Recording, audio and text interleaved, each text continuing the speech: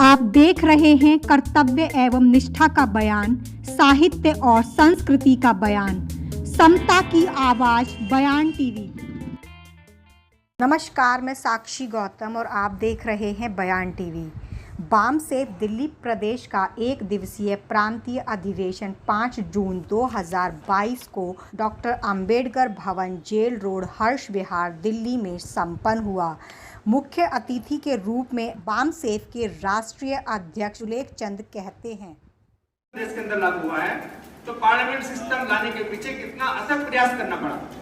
आज पार्लियामेंट के द्वारा ही हमारे कानून नियम बनते हैं जो हमारे खिलाफ जा रहे हैं या पक्ष में जा रहे हैं, इसका चिंतन आप बैठ के कर रहे हैं। आपने कहा कि आपके प्राइवेटाइजेशन हो रहा है, हम सबका चिंतन का विषय बैठा हुआ है, इससे इफेक्ट क्या पड़ रहा है, तो क्या चिंतन करना व्यर्थ हो गए? क्या उसके बारे में सोचने नहीं पड़ेगा? आपको सोचना है, हम सबको, बामसेफ को सोचना मिलकर के कि इस देश में जब संविधान चल रहा है तो संविधान के खिलाफ वर्ग कैसे हो सकता है?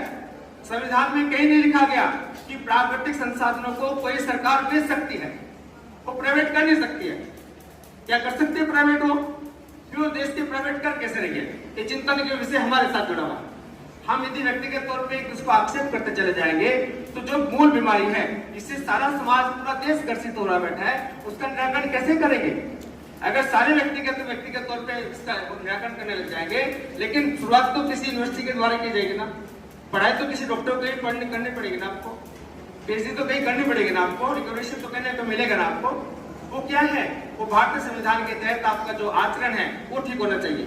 अर्थात तात्पर्य कहने का है कि भारतीय संविधान को बचाने की जरूरत नहीं है हमको, भारतीय संविधान के अनुसार अपना आचरण बदलने की जरूरत है, उसको अपने आचरण में लाना है। जो भारतीय संविधान में समता, बंधुत्व, न्याय की जो परिभाषा दी गई है, आर्टिकल प्रियम्बल क्या कहता है संविधान का? प्रियम्बल क्या कह रहा है? पूरा विचार प्रियम्बल में, भारतीय संविधान का पूरा विचार, पूरा समाज कैसा होगा, कैसी व्यवस्था चलेगी, वो प्रियम्बल में लिखा हुआ।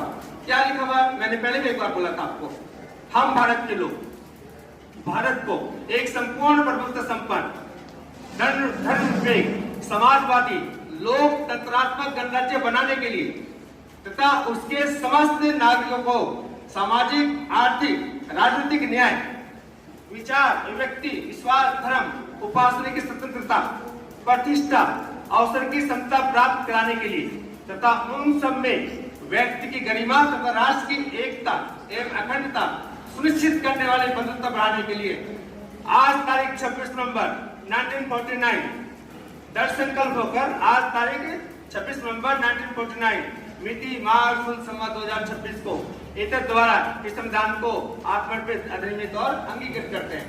ये विजन है संविधान का, ये पहला पेज लिखा हुआ है। हमें केवल 2 आर्टिकल को भी ठीक से हम अप्लाई करते हैं। आर्टिकल नंबर 1 क्या कहता है भारत का? ये भारत किसने बनाया? ये भारत बाबा साहब ने बनाया। ये भारत किसने बना दिया? बाबा साहब ने जो सिद्धांत दिया संवैधानिक तौर पे, वो क्या कहता है आर्टिकल 1? ये भारत क्या होगा? यूनियन ऑफ स्टेट होगा। और श्रेय कहां देते हैं? श्रेय भारत को बनाने के किसी और को देता है, सामने देते हैं लोग, वल्लभ भाई या किसी और का नाम जोड़ देते हैं। लेकिन अगर आर्टिकल 1 को पढ़ते हैं तो हिंदी में भारत होगा, इंग्लिश में इंडिया होगा। इसका भी पालन नहीं कर पा रहे, ना करवा पा रहे। देश द्रोह का सीधे मामला सामने दिखा देता है। क्यों पता ना साहब? राष्ट्र के संविधान का उल्लंघन सीधे पहले फॉरवर्ड पे करता है। इस देश का ब्यूरोक्रेसी के कुछ लोग, इस देश के प्राइम मिनिस्टर से लेकर के बहुत सारे महत्वपूर्ण पदों पर जो लोग बैठे हुए हैं, वो भारत को हिंदुस्तान बोलते हैं, क्योंकि संविधान में है ही नहीं। और आप विविधता की हम बात करते हैं तो विविधता को कहां लेके जाना पड़ेगा? हम सबको हमें सोचना होगा कि भारत के संविधान का उल्लंघन सामने किया जा रहा है, जो कि शपथ लेते हैं कि मैं भारत के संविधान के शपथ लेकर के सारे काम करूंगा, नहीं हो पा रहा। और बाबा साहब को केवल आरक्षण से नहीं जोड़ना चाहिए, हम सब व्यवस्था के रूप में देखिए। द प्रॉब्लम ऑफ रूपी में बाबा साहब ने स्पष्ट लिखा है। आज भी देश की समस्या चल रही है, आज व्यापार की समस्या का निराकरण बाबा साहब द प्रॉब्लम ऑफ रूपी में दे चुके हैं, और जिसके आधार पे इस देश का आरबीआई काम करता है, रिजर्व बैंक ऑफ इंडिया काम करता है। आरबीआई क्यों काम करता है? अंग्रेज शासन काल में जब बाबा साहब ने रुपयों के ऊपर अपना रिसर्च लिखा, और उस पर इंग्लैंड का बैंक भी काम करता है। तो भारत की अर्थव्यवस्था कैसे बनेगी, भारत का बहुजन समाज अपनी आर्थिक उन्नति कैसे करेगा, ये द प्रॉब्लम ऑफ रूपी में बाबा साहब ने बताया। ज्यादा समय नहीं है, संक्षेप में हड़ी का ही काम चलाना पड़ेगा, जिससे मेरे माननीय साथी ने कहा। तो किसी का अगर ध्यान रखते हैं तो भारत को भारत बनाया बाबा साहब ने, अब आर्टिकल 12 को हम भूल जाते हैं, जिसके द्वारा हमारे सारे अधिकारों पे हनन हो रहा है, जिसके द्वारा कंट्रोल करने का जिसको राइट मिला था, वो व्यवस्था कौन सी है? वो देश की जुडिशरी है। पार्लियामेंट संसदीय प्रणाली के पार्ट है आपके, संसदीय प्रणाली है, पार्लियामेंट है आपकी, ब्यूरोक्रेसी आपकी, जुडिशरी आपकी, और चौथे ने अपने आप को गिन लिया जो कि पार्लियामेंट के सिद्धांत में पत्रकार वार्ता या जो क्या बोलते हैं मीडिया, वो चौथा स्तंभ अपने आप गाता रहता है, क्योंकि सारे लोग वही है। तो 3 पिलर्स हैं इसके में। आपका डेमोक्रेसी, पार्लियामेंट्री सिस्टम आपके पास है, राज्यसभा लोकसभा, आपका ब्यूरोक्रेसी, आईएसपी से जो भी आप देश चलाते हैं, सर्विसमैन जो भी करते हैं, और जुडिशरी। आर्टिकल 12 में जब संविधान ये कहता है, इसको थोड़ा रिसर्च करेंगे हम लोग, कि आपका जो न्याय प्रणाली है, जुडिशरी है, वो एक स्टेट माना जाएगा। तो एक स्टेट जब न्याय प्रणाली भारत के अंदर है, ये महत्वपूर्ण पॉइंट है, तो फिर वो अपना चुनाव कैसे कर सकती है? वो कैसे कर सकती है जब वो एक स्टेट के रूप में इसको मान्यता है संविधान में? तो article 14, article 15, article 16, article 17, article 18, article 19 पर लागू होता है। और आर्टिकल 15 आपको संसाधनों का बंटवारे के साथ साथ आपको अवसर देने की बात करता है। तो फिर वो वहां पे एसएसटी ओबीसी के लोग न्याय प्रणाली में क्यों नहीं गए? आप न्याय प्रणाली को चेक कीजिए, जब वो न्याय प्रणाली स्टेट है, ये आर्टिकल 12 जरूर अध्ययन करें आप लोग, कि जब वो एक स्टेट के रूप में न्याय प्रणाली है, तो फिर वो अपनी खुद का गठन कैसे कर सकती है? जब संविधान में प्रोविजन होने के बावजूद भी एक न्यायिक आयोग आज तक क्यों नहीं बना? वो पार्लियामेंट में पेंडिंग क्यों पड़ा हुआ है? ये चिंतन का विषय देश के सामने है, क्योंकि आपके सारे अधिकारों पे जो हनन किया जा रहा है, वो बॉडी करती है। वो बॉडी ना तो आपकी जनगणना होने दे रही है, वो बॉडी आपके ईवीएम के द्वारा घोटाला होता है, उस पर आक्षेप नहीं लगाती है, वो बॉडी आपके सामने निजीकरण होता जा रहा है, उस पर आक्षेप नहीं लगाती है, क्योंकि उसका कर्तव्य है, उसका ड्यूटी है, वो उसका संवैधानिक ड्यूटी में आता है। लेकिन वहां पे आप नहीं है, वहां पूरे एक ही ब्राह्मण जाति के लोग बैठ गए हैं। वो कैसे बैठ गए? आप कितना बाहर जाके संघर्ष करते रहिए, लेकिन कंट्रोल तो वो कर रही है ना। तो आर्टिकल 12 वहां पे फेल कैसे हो गया? आर्टिकल 13 में ठीक है, मनुष्य मृत्यु से लेकर चीजें बैन है, लेकिन व्यवहार में तो आप पालन करते हैं ना। हम लोग उसने बोला धागा हाथ में बांधो, उसने बोला कि आप अपने कलेवा गले में डालो। अपनी दुकान खोलता है, हर व्यक्ति व्यापार करता है। अगर ब्राह्मण अपना राम मंदिर बनाने की बात करता है और बुद्ध की ऊपर मूर्ति के ऊपर बनाता है और सरकार के तंत्र का प्रयोग करके वो कर रहा है, सामने दिख रहा है, सामने दिखाई दे रहा है। ज्ञान रूपी मंदिर क्या मस्जिद का आधार मान करके अगर शिवलिंग के आधार पर कोई स्टेटमेंट करता है और रतनलाल जैसे साथी अगर कोई अपना सच्ची बात बोलते हैं तो उनको जेल में डालने का एक झूठा झांसा देकर के डराने का प्रयास किया जाता है, जिससे कि बहुजन चिंतक के ऊपर अटैक किया जाए। ये सामने दिख रहा है, बहुजन चिंतक आगे ना बढ़े, डाल दिया गया, उनको जीते जी बीच में से काट दिया गया। ऐसे बहुत सारे लोगों को बलि देने पड़ी। लेकिन विचार कैसे जन्म लिया कि गैलीलियो के द्वारा ये सिद्धांत दिया गया कि ये जो बोला जा रहा है ये सत्य पर आधारित नहीं है। लेकिन ये कब बोला गैलीलियो ने? जब उसने स्वयं अनुभव किया। मेरा तात्पर्य स्वयं अनुभव के पर है, जो मैं कहना चाह रहा हूँ कि जब तक स्वयं अनुभूति के आधार पर ज्ञान को प्राप्त नहीं करते, आप मानव सभ्यता की बात छोड़ दीजिए। अब अनुभव क्या हुआ कि उसने देखा कि अर्थ का जो घूमने का कंडीशन है वो क्लियर कर दिया और चैलेंज कर दिया कि जो बोला गया आज तक कि सन घूमता है, ये ऐसा नहीं है, सन स्थिर रहता है और धरती घूमती है इस दिन। लेकिन क्या किया उसके साथ जेल में डाल दिया गया। आपको पता ही है, कहने का प्रश्न नहीं है। और कहा गया कि तुम माफीनामा मांगो, माफी लिख दो कि जो मैंने बोला वो झूठ है, हम तुमको छोड़ देंगे, ये कहा गया। और उसने क्या किया? चलो मैं लिख के देता हूँ। माफीनामा लिखा उसमें लिखा कि मैं ये लिख देता हूँ कि जो मैं बोल रहा हूँ वो झूठ है, लेकिन मैं सत्य को नहीं बदल सकता। ये भी साथ में लिख दिया, मैं सत्य को नहीं बदल सकता। और आज क्या सत्य है? सत्य आपके सामने ही है। तो हमारे सदस्य जो बैठे हैं इस मंच में, age is not a matter. मैं आपकी बात नहीं काट रहा हूँ, एज मैटर नहीं है। हम एक तरफ बुद्ध की बात करते हैं, बुद्ध के सिद्धांतों की बात करते हैं, तो फिर हम ऊर्जा के सिद्धांतों को नहीं मानते।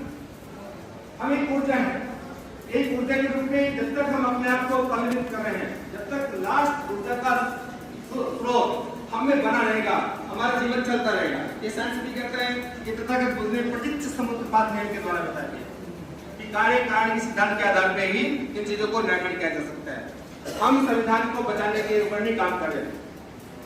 अब मैं बोलूं कि मैं हवा को बचा रहा हूं, ये सिद्धांत क्या ठीक बैठेगा? हवा मुझे बचा रही है, क्योंकि हवा मेरे लिए इंपॉर्टेंट है। अब आप कहते हैं संविधान को बचाना हमको, हमें सोचना चाहिए कि इस व्यवस्था में जो मुख्य व्यवस्था क्या है हमारे देश, अभी मेरे साथ ने कहा, संक्षिप्त में इस बात को पढ़ लेते हैं कि व्यवस्था तो स्थापित हो चुकी है कि जो आर्टिकल 13 में जो जिक्र किया आप लोगों ने कि आर्टिकल 13 में उस व्यवस्था बाबा साहब भीमराव अम्बेडकर ने सामाजिक दृष्टिकोण और आर्थिक दृष्टिकोण को ध्यान में देते हुए एक राजनीतिक व्यवस्था बनाई थी, जिसमें कि शेड्यूल कास्ट के लिए 84 और शेड्यूल ट्राइब के लिए 47 सीटें रिजर्व की। टोटल 131 सीटें रिजर्व हैं और 412 सीटें अनरिजर्व। लेकिन क्या 131 जो रिप्रेजेंटेटिव हैं वो अपना काम कर रहे हैं, सामाजिक दायित्व निभा रहे हैं? नहीं निभा रहे। जब पारिवारिक हित और स्वयं मतलब मैं और परिवार ही समाज से सर्वोपरि हो जाता है। सबका दर्द है कि व्यवस्था परिवर्तन होना चाहिए, लेकिन यहाँ दर्द मुझे दिखाई नहीं दे रहा है, क्योंकि अगर दर्द दिखाई देता तो यहाँ पर महिलाओं की संख्या भी बराबर होती, यहाँ पर युवाओं की संख्या भी बराबर होती, लेकिन ना के बराबर है। महिलाएं हमारी जो महिला शक्ति है, जो 50% अधिकार रखती है, वो ओनली 5 या 6 महिलाएं हैं। तो हम व्यवस्था परिवर्तन कैसे कर सकते हैं? आप हमारे सम्मानीय हैं, हम आपके विचारों से आगे बढ़ना चाहते हैं। अगर आपके युवा वर्ग ही इस व्यवस्था परिवर्तन में शामिल नहीं होगा, वो नहीं जानेगा कि कैसे व्यवस्था परिवर्तन किया जाता है, तो इस व्यवस्था को आगे ले जाने का काम कैसे किया जाएगा? अब जितने यहाँ पर पुरुष बैठे हुए हैं, अगर अपने घर से एक महिला भी आती तो बराबर की भागीदारी होती है यहाँ पर। जैसे बाबा साहब के साथ माता रमाबाई ने संघर्ष किया तो बाबा साहब कामयाब हुए।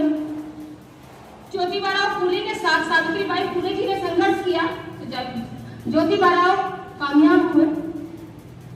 हर महिला का सहयोग जरूरी है इस समाज में। अगर आप महिलाओं को लेकर नहीं चलेंगे तो हम गुलामी की तरफ ही रहेंगे, वो सिर्फ चूल्हा चौकी तक ही सीमित रह जाएगी।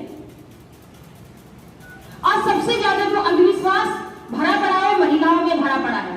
पुरुष तो समाज में जितने प्रोग्राम होते हैं चले जाते हैं अपने टाइम निकाल कर, लेकिन महिला घर के कामों में ही व्यस्त रहती है, वो कुछ नहीं समझ पाती और कहते हैं कि महिला हमारी समझती ही नहीं है। पुरुष समझेगी कैसे? अगर वो ऐसे समाज के बीच में नहीं जाएगी, वो कुछ समझेगी नहीं, सुनेगी नहीं, तो वो इस अंधविश्वास पाखंड से बाहर कैसे निकलेगी? बल्कि वो तो और फंसेगी, क्योंकि महिलाओं के पास बैठेगी, वो उनको और पाखंड वाली प्रीतों में लेके जाएंगे। आज वहां बाबा आया, आज वहां बाबा आया, आज इसका कल्याण करेगा, आज उसका कल्याण करेगा। और आप कहते हो कि व्यवस्था परिवर्तन होना चाहिए, तो कैसे होगा? ये तो पाखंडवाद बढ़ेगा, गुलामी की तरफ महिलाएं जाएंगी। ये व्यवस्था परिवर्तन की जो बात आ रही है कि हमें व्यवस्था परिवर्तन चाहिए। कभी महिलाओं की भागीदारी यहाँ नहीं होती है, कभी युवाओं की भागीदारी यहाँ नहीं होती है, लेकिन व्यवस्था परिवर्तन चाहिए। व्यवस्था परिवर्तन बाबा साहेब करके चले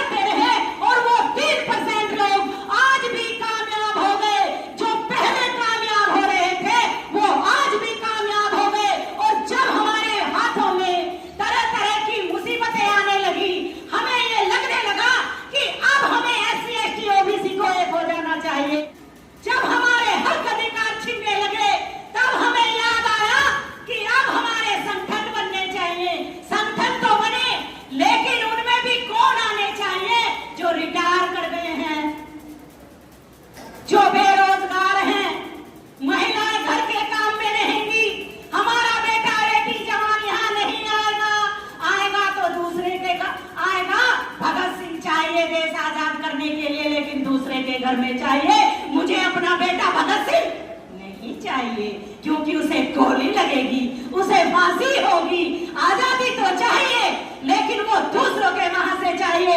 मैं ये बात इस मंच के माध्यम से कह रही हूं कि जिस दिन ये ओबीसी समाज विशेष रूप से बिल्कुल सत्ता के लिए, व्यवस्था परिवर्तन के लिए राजी हो जाएगा, ये अपने घरों में काम करने लगेगा।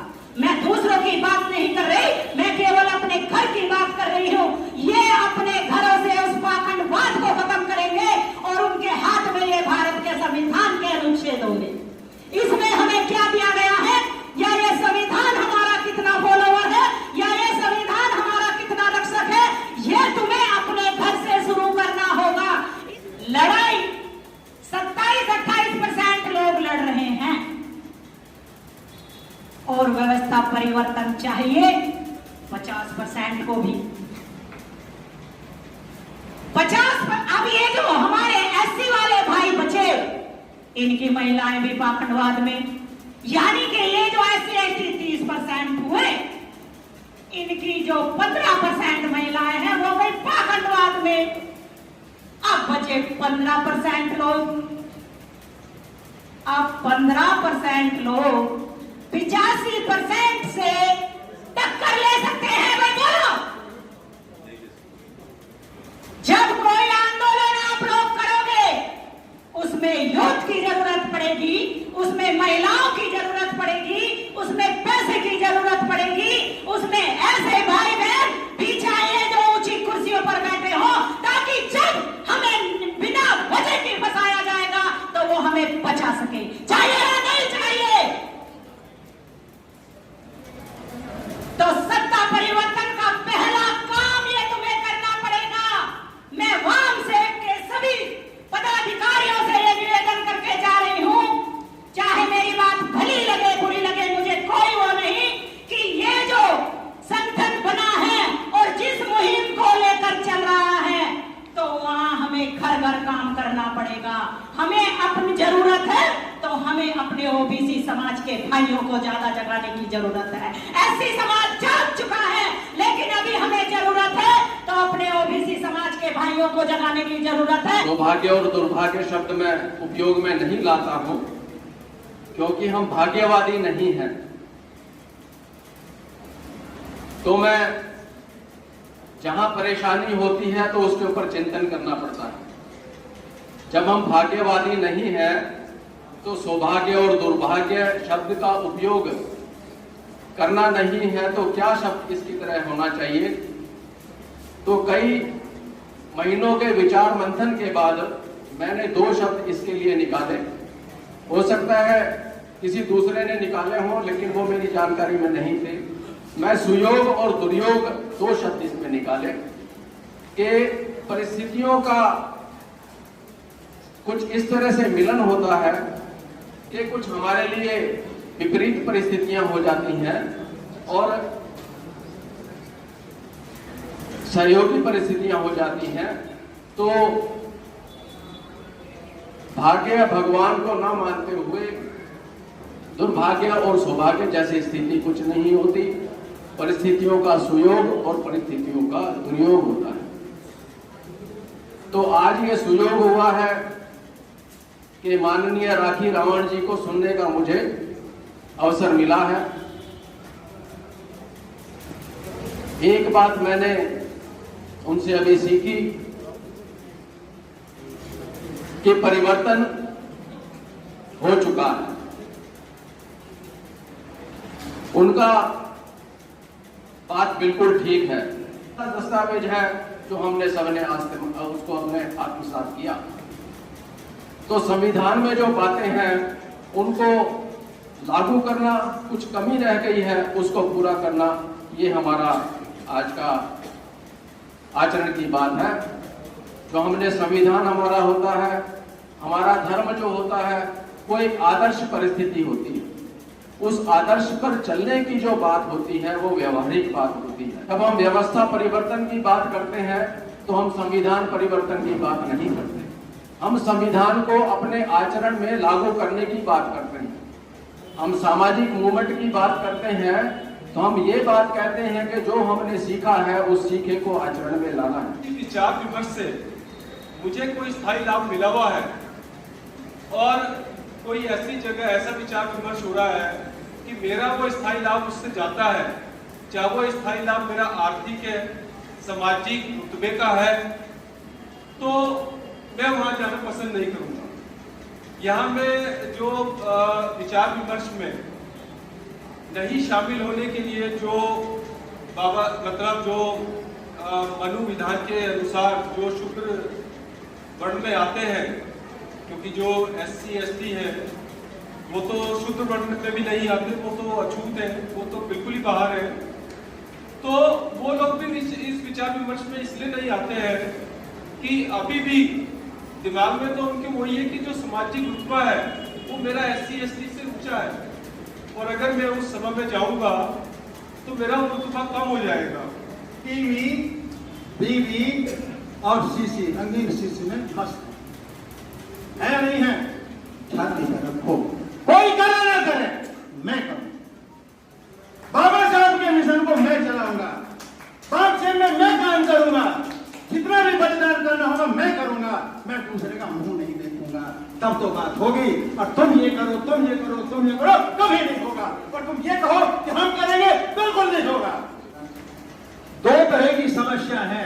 एक तो मनुवादियों द्वारा पैदा की गई, जैसे मैंने बताया, मारपीट करना, ये करना, हमारी बहन बेटियों के साथ बेइज्जती करना, ये सब आप जानते ही समझे, कहने की जरूरत नहीं। मैं अपने लोगों के लिए ही कुछ बात कहना चाहता हूं। जो हमने पैदा की हमारी समस्याएं, उनका क्या निदान और कैसे होना चाहिए, आपको सोचने में मैं मजबूर करना चाहता हूं। पहली बात है नशा। जब मैं पढ़ता था गांव के अंदर, एक जाट के यहाँ शराब पी जाती थी और वो जिधर से निकलता था उधर से लोग उंगली उठाते थे कि देखो इतना शेड़ी जा रहा। और आज गांव में हमारे बच्चे, हर एक के जेब में पोच पड़ा हुआ है, हर एक हमारा बूढ़ा नशा कर रहा है। और एक गांव में तो मैं राधे रावण गए और भगवान बुद्ध की मूर्ति के नीचे मीटिंग थी, और एक आदमी सामने बैठा था, जब तक मीटिंग शुरू नहीं हुई उसने मेरे से एक सवाल किया। मैंने सवाल किया पहले तो, मैंने कहा भैया आप पीते हो? हाँ। और इस गांव में कितने लोग पीते हैं?